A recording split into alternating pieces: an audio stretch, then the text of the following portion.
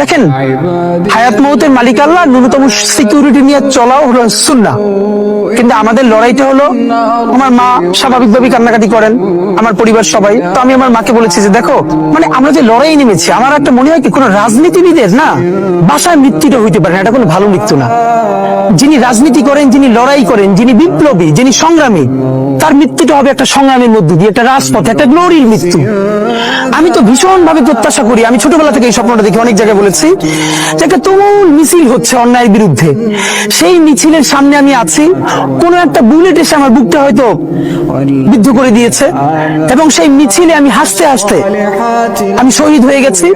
এবং সবাই যখন মৃত্যুটাকে ভীষণ ভয় পায়, আমি তখন হাসতে হাসতে আল্লাহর কাছে ভীষণ সন্তুষ্টি নিয়ে পৌঁছতে চাই যে আমি একটা ন্যূনতম ওই জীবনটা লিড করতে পারলাম, আমি একটা ইনসাফের হাসি নিয়ে আমি আমার আল্লাহর কাছে পৌঁছতে চাই।